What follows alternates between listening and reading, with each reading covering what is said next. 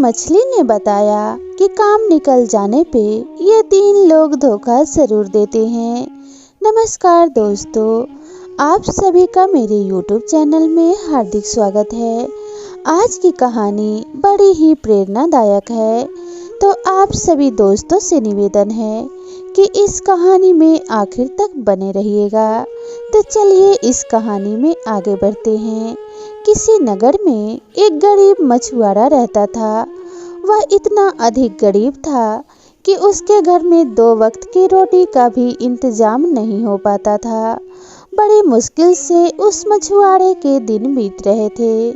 मछुआरा एक टूटी फूटी सी झोपड़ी में अपनी पत्नी और बच्चों के साथ रहा करता था।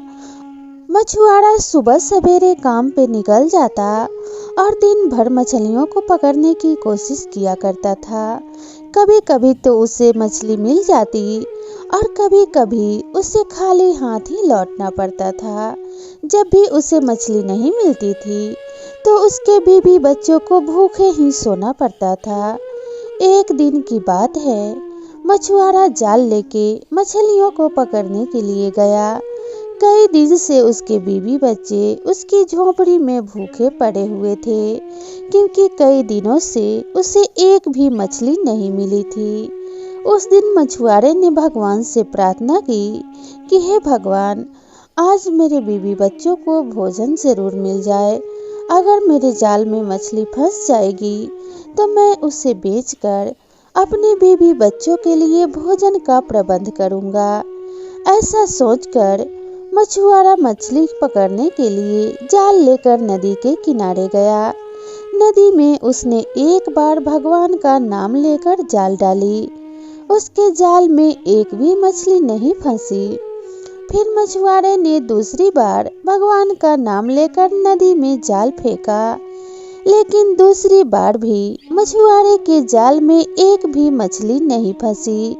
मछुआरे का नियम था कि वह नदी में सिर्फ 3 बार ही जाल फेंका करता था।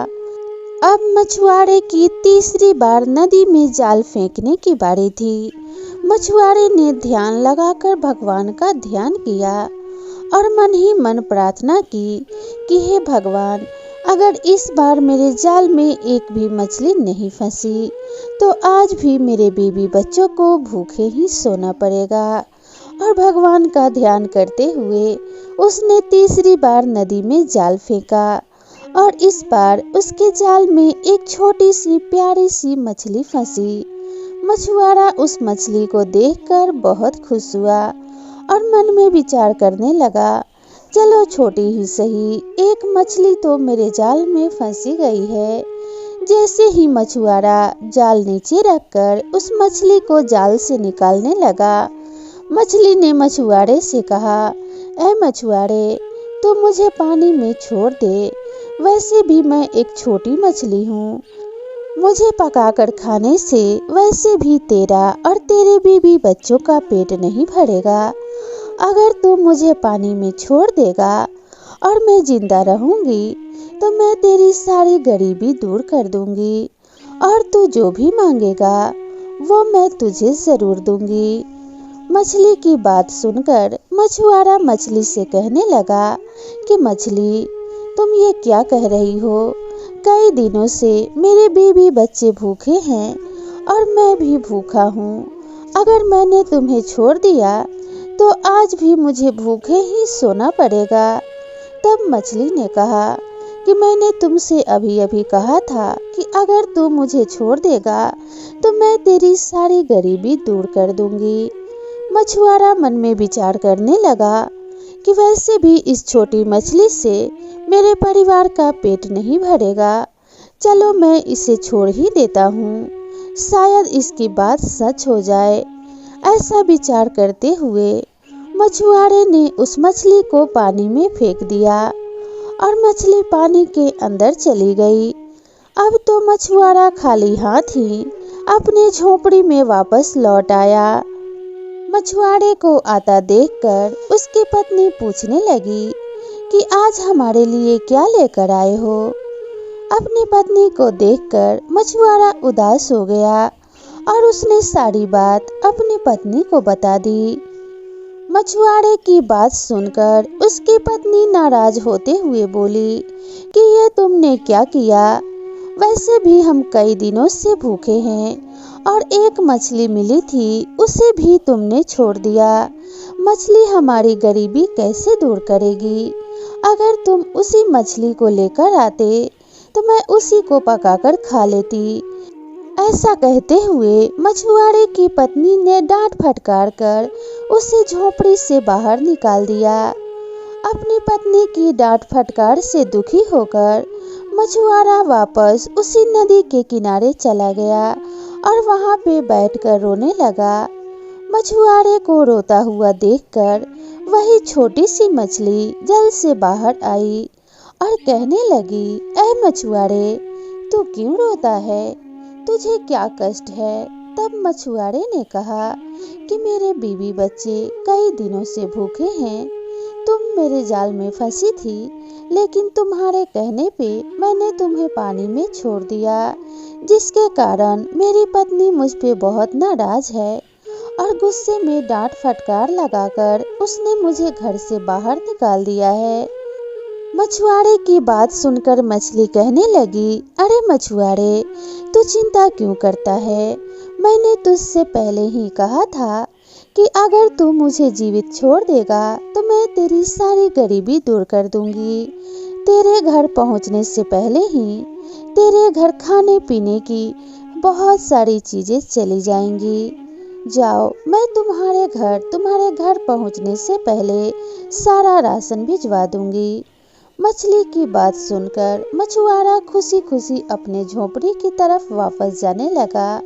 जब वह अपने घर पहुंचा तो उसने देखा उसके झोपड़ी के बाहर कई बोरा राशन रखा हुआ था।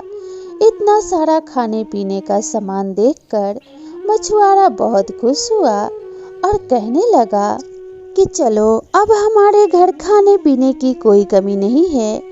और मछुआरा की पत्नी खुशी खुशी सारा राशन घर के अंदर ले गई और उसने स्वादिष्ट भोजन बनाया और मछुआरा अपने पत्नी और बीवी बच्चों के साथ मिलकर सभी खुशी खुशी भोजन कर सो गए।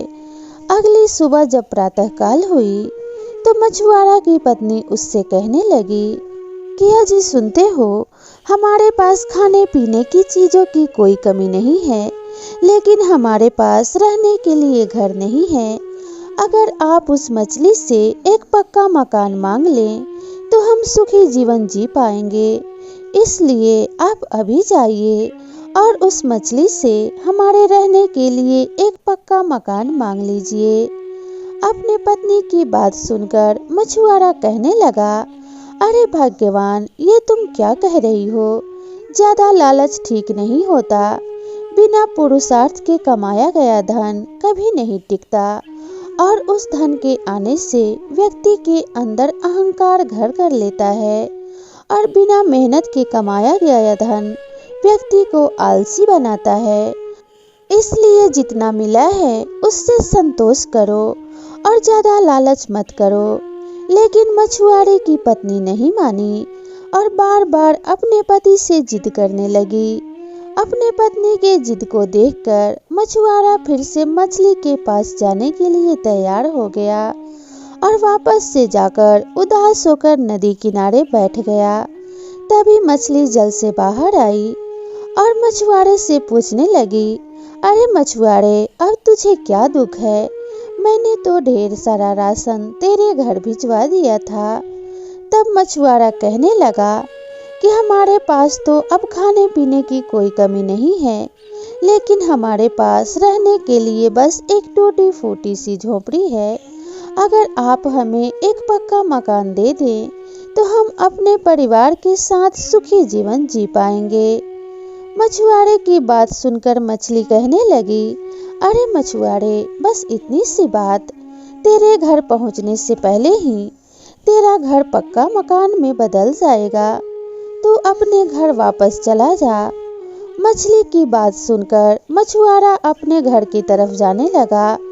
घर पहुंचकर उसने देखा कि उसका घर एक आलीशान महल में बदल गया है। इतने बड़े महल को देखकर मछुआरे की खुशी का ठिकाना न रहा। अब मछुआरा अपने पूरे परिवार के साथ उस आलीशान महल में सुखमय जीवन जीने लगा। लेकिन कहते हैं ना, जितना भी मिले उतना भी कम पड़ जाता है और लालच का कोई अंत नहीं होता। लालच दिन प्रतिदिन बढ़ती ही जाती है।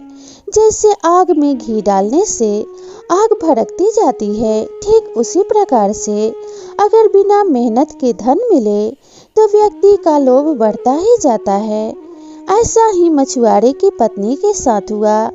उसका लालच और बढ़ता ही गया और वो अपने पति से कहने लगी, अजी सुनते हो, हमारे पास एक बड़ा सा महल जैसा घर है, खाने पीने की सारी चीजें हैं, लेकिन लोग हमें ऐसे फटे पुराने कपड़ों में देखेंगे तो क्या सोचेंगे कि इतने बड़े महलों में रहने वाले लोग इतने फटे पुराने कपड़े पहनते हैं और इनके पास कोई गहने जेवर भी नहीं है। इसलिए तुम मछली के पास जाओ और मेरे लिए नए नए सुंदर से वस्त्र और ढेर सारे सोने चांदी के आभूषण मांग लो। उन कपड़ों को पहनकर हम अमीरों की तरह जिंदगी जी पाएंगे। अपने पत्नी की बात सुनकर मछुआरा कहने लगा कि इतना लालच ठीक नहीं। लालच हमेशा ही सर्वनाश का कारण बनती है। इसलिए मैं तुमसे कहता हूँ, अपने लालच का त्याग कर दो। लेकिन मछुआरे की पत्नी ने अपने पति की एक भी बात नहीं मानी। अपने पत्नी के जिद को देखकर मछुआरा फिर से उस मछली के पास जाने के लिए तैयार हुआ और फिर उसी नदी के किनारे जाकर उदास होकर बैठ गया। मछली फिर जल से बाहर आई और मछुआरे को उदास देखकर कहने लगी, अरे मछुआरे, तू फिर से क्यों उदास बैठा है? मैंने तो तुझे एक बड़ा सा आलीशान महल दे दिया है, खाने पीने की सारी चीजें दे दी है। तब मछुआरा कहने लगा, मछली, मेरी पत्नी ने कहा है कि उसे सुंदर कपड़े और सोने चांदी के आभूषण चाहिए। तब मछली कहने लगी, बस इतनी सी बात, जा तेरे घर जाने से पहले तेरे बच्चों और तेरी पत्नी के लिए सुंदर वस्त्र और सोने चांदी के आभूषण पहुंच जाएंगे। अब मछुआरा जैसे ही अपने घर पहुंचा, उसने क्या देखा कि उसके घर पे ढेर सारे सोने चांदी के आभूषण और महंगे महंगे कपड़े रखे हुए थे, जिसे पहनकर उसकी पत्नी रानियों की तरह जीवन जीने लगी। अब तो मछुआरे के घर में किसी चीज की कमी नहीं थी। वे सभी ठाट बाट से रहने लगे। तभी मछुआरे की पत्नी एक दिन कहने लगी, अजी सुनते हो कि हमारे पास महलों जैसा घर है, सोने चांदी के आभूषण हैं, खाने पीने की कोई कमी नहीं है, लेकिन एक कमी हमारे घर में अभी भी है। आप मछली के पास जाओ और हमारे लिए 4 नौकर चाकर मांग लाओ, क्योंकि इतने बड़े घर का काम मैं अकेली नहीं कर पा रही हूँ। अपने पत्नी की बात सुनकर मछुआरा कहने लगा कि चल, मैं तेरी यह इच्छा भी पूरी कर देता हूँ। और मछली के पास जाकर मछुआरा अपने पत्नी के लिए नौकर चाकर मांग लाया। अब तो उसकी पत्नी एकदम बिस्तर से पैर भी नीचे नहीं रखती थी। नौकर चाकर उसका सारा काम कर देते थे। बड़े बड़े लोगों के साथ उसकी पत्नी का उठना बैठना हो गया और सभी तरह की सुख सुविधाएं मिलने के बाद वे तो अब अपने पति से सीधे मुंह बात तक नहीं करती थी। अब उसे अपने पति के साथ रहने में शर्मिंदगी महसूस होने लगी। वे सोचती थी कि मैं इतनी अच्छी हूँ और मेरा पति एक मछुआरा है, क्यों ना मैं इसे घर से निकाल दूँ, ताकि बड़े बड़े रईसों के साथ उठने बैठने में मुझे शर्मिंदगी ना महसूस हो। ऐसा सोचकर उसने अपने नौकरों से कहकर मार पीट कर अपने पति को घर से बाहर निकलवा दिया और कहा कि जाओ, इतने बड़े घर में तुम रहने के लायक नहीं हो, इसलिए जाओ और कहीं अपने लिए झोपड़ी बना लो और उसी झोपड़ी में मछलियां पकड़कर अपना गुजारा करो। मछुआरा अपने पत्नी के द्वारा निकाले जाने पे बहुत दुखी था और वापस से उसी नदी के किनारे जाकर बैठकर रोने लगा और मन में विचार करने लगा कि अधिक लालच का फल कभी भी अच्छा नहीं होता। मैंने पत्नी की बातों में आकर मछली से इतना कुछ मांग लिया, लेकिन उसी पत्नी ने मुझे मेरे ही घर से बाहर निकाल दिया। मछुआरा नदी के किनारे बैठकर रोए जा रहा था। तभी वह मछली जल से बाहर आई और मछुआरे से पूछने लगी कि अरे मछुआरे, अब तुझे क्या दुख है, तू क्यों रो रहा है?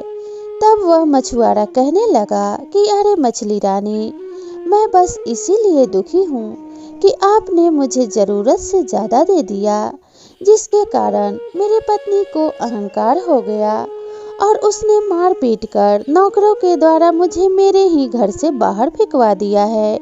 इसलिए मैं चाहता हूँ कि मैं जैसा पहले था आप मुझे वैसा ही बना दे। मछली कहने लगी कि अरे मछुआरे, बस इतनी सी बात, जा, तेरे घर जाने से पहले तेरा घर पहले जैसा ही हो जाएगा और तेरी पत्नी भी जैसे पहली थी वैसी हो जाएगी। अब तो मछुआरा अपने घर के तरफ जाने लगा और मछुआरा जैसे ही अपने घर पे पहुंचा, उसका महल गायब हो चुका था और उसके बड़े से आलीशान महल के जगह पे उसकी पहली वाली झोपड़ी थी और उसकी पत्नी और बच्चे फटे पुराने कपड़े में उसी झोपड़ी के अंदर बैठे हुए रो रहे थे। मछुआरा जैसे ही अपने घर पहुंचा, उसकी पत्नी दौड़ती हुई उसके पास आई और उसके पैरों में गिरकर रोने लगी और मछुआरे से माफी मांगने लगी। मछुआरे ने कहा कि अब क्यों रोती हो, तुम्हारे ही कारण तुम्हारी यह दशा हुई है।